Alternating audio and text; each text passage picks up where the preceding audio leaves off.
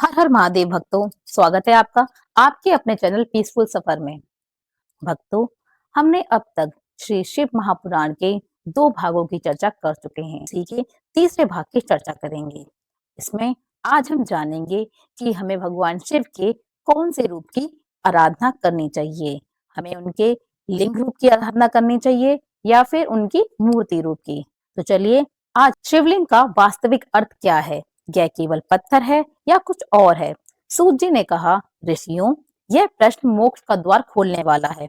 जब ब्रह्मा और विष्णु ने क्षमा मांगी और शिव जी की स्तुति की, तब भगवान शिव ने स्वयं अपने मुख से शिवलिंग के रहस्य को समझाया था। उन्होंने बताया कि क्यों वे निराकार भी हैं और साकार भी, और उन्होंने पूजा की वह विधि बताई जिसे यदि एक बालक भी करे तो उसे मृत्यु का भय नहीं रहता। सूत जी आगे बोले, उस दिन उस युद्ध भूमि पर शिव जी ने वेदों का सार परम मंत्र का अर्थ समझाया था। उन्होंने बताया कि कैसे ओम और नाद यह सब उनके ही स्वरूप हैं। यह ज्ञान इतना गहरा है कि इसे सुनने मात्र से जीव के जन्म जन्मांतर के बंधन कट जाते हैं। तो क्या है शिवलिंग का वह रहस्य जो स्वयं महादेव ने बताया, और कैसे एक मुट्ठी मिट्टी से बना पार्थिव शिवलिंग करोड़ों यज्ञों का फल दे सकता है? शिव जी का वह उपदेश जो आज हर शिव भक्त के लिए संजीवनी थी, हम सुनेंगे कथा में आगे। वह अग्नि स्तंभ अब शांत होकर एक दिव्य स्थित ज्योतिर्लिंग के रूप में परिवर्तित हो चुका था। भगवान शिव अपने विराट स्वरूप में खड़े हैं। ब्रह्मा और विष्णु हाथ जोड़कर नतमस्तक होकर खड़े हैं। वातावरण में अब भय नहीं, बल्कि एक गंभीर और पवित्र शांति थी। ब्रह्मा जी को उनके अहंकार का दंड मिल चुका था और विष्णु जी को उनकी विनम्रता का फल भी मिल चुका था। अब समय था उस परम ज्ञान का जिसके लिए यह सारी लीला रची गई थी। भगवान सदाशिव ने अपनी गंभीर और आकाशवाणी जैसी आवाज में ब्रह्मा और विष्णु को संबोधित करके कहा, यह उपदेश केवल उन 2 देवताओं के लिए नहीं था, बल्कि आने वाले कलयुग के हर उस जीव के लिए था जो मुक्ति की चाह रखेगा। भगवान शिव बोले, हे ब्रह्मा, हे विष्णु, तुम दोनों के मन में यह प्रश्न था कि मैं कौन हूँ और वास्तविक स्वरूप मेरा क्या है। आज मैं तुम्हें वो रहस्य बताता हूँ जो वेदों में नहीं है। शिव जी ने उस अग्नि स्तंभ के रूप संकेत किया और कहा, पुत्रों, आज मैं तुम दोनों के विवाद को शांत करने के लिए इस स्तंभ रूप में प्रकट हुआ हूँ, क्योंकि मेरा प्राकट्य सबसे पहले इसी लिंग चिन्ह प्रतीक के रूप में हुआ है। इसलिए आज से संसार में मेरी मुख्य पूजा इसी लिंग रूप में होगी। ब्रह्मा और विष्णु ध्यान पूर्वक सुन रहे थे। शिवजी ने आगे समझाया, संसार में अन्य जितने भी देवता हैं, वे केवल साकार व रूपवान हैं। उनका शरीर में आकार है, इसलिए उनकी पूजा केवल मूर्ति रूप में होती है। परंतु मैं पर ब्रह्मा हूँ। मैं साकार रूप वाला भी हूँ और निराकार रूप भी हूँ। शिव जी के शब्दों का अर्थ बहुत गहरा था। उन्होंने स्पष्ट किया कि जब वे समाधि में होते हैं, तब वे निर्गुण होते हैं, तो उनका कोई हाथ पैर या मुख नहीं होता। वे केवल एक ज्योति, एक ऊर्जा पुंज होते हैं। उस निराकार स्वरूप का प्रतीक यह है शिवलिंग। और जब वे भक्तों के कल्याण के लिए या लीला करने के लिए शरीर धारण करते हैं, तो वे मूर्ति रूप में पूजे जाते हैं। इसलिए शिव जी ने घोषित किया, जो भक्त मेरे लिंग विग्रह की पूजा करेगा, उसे निराकार ब्रह्मा की प्राप्ति होगी, और जो मेरी मूर्ति की पूजा करेगा, उसे मेरे साकार ऐश्वर्य की प्राप्ति होगी। परंतु जो मेरे शिवलिंग की पूजा करता है, वह मुझे सबसे अधिक प्रिय है, क्योंकि लिंग रूप में मैं अपनी संपूर्ण ऊर्जा के साथ विद्यमान रहता हूँ। तभी विष्णु जी ने विनम्रता से पूछा, हे देवाधिदेव, आपके इस निराकार और साकार स्वरूप का मूल मंत्र क्या है? हम आपकी आराधना किन शब्द, किस ध्वनि से करें?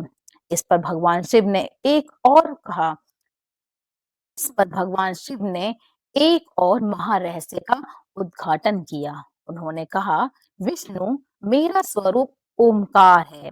यह जो रूप अग्नि स्तंभ देख रहे हो और यह जो मैं हूँ, हम दोनों में कोई भेद नहीं है। मैं ही हूँ और ही मैं हूँ। हाँ, शिव जी ने उस प्रणव मंत्र की अद्भुत व्याख्या की, जिसे सुनकर ऋषियों के रोंगटे खड़े हो गए।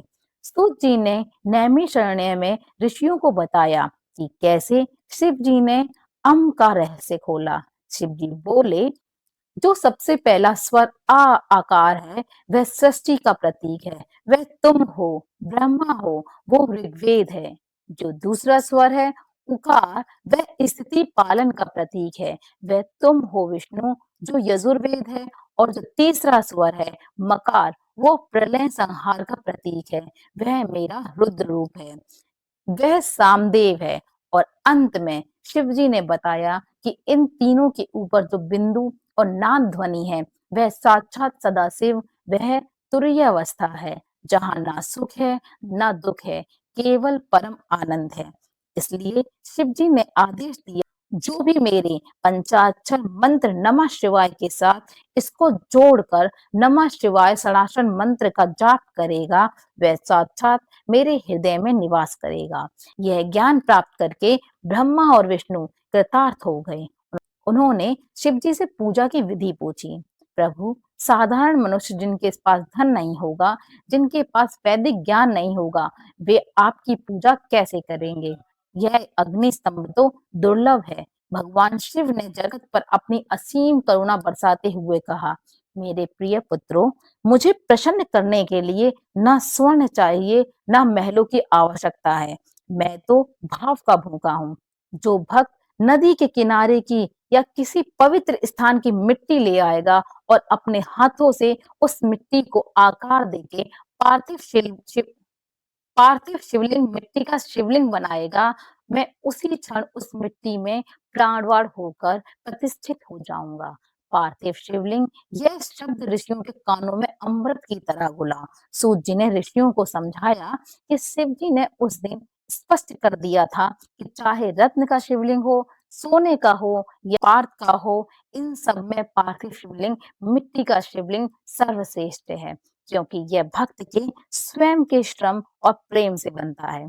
शिव जी ने विधि बताई, मिट्टी को शुद्ध जल में सना शिव जी ने विधि बताई, मिट्टी को शुद्ध जल से सानो, उसमें मेरा स्मरण करते हुए आकार दो, फिर उस पर जल, दूध और बेलपत्र चढ़ाओ। जो भक्त नित्य पार्थिव शिवलिंग बनाकर पूजा करते हैं और अंत में उसे जल में विसर्जित कर देते हैं, उसके हाथ की रेखाएं चाहे कितनी भी बुरी क्यों ना हो, मैं उसका भाग्य बदल देता हूँ। कल्पना कीजिए उस दृश्य की जो सूत जी ने ऋषियों के सामने खींचा। एक छोटा सा गांव, एक अत्यंत निर्धन व्यक्ति, जिसके पास ना मंदिर जाने के लिए अच्छे वस्त्र हैं, ना पूजा की थाली सजाने के लिए धन। समाज ने उसे ठुकरा दिया है, दुखों ने उसे घेर रखा है।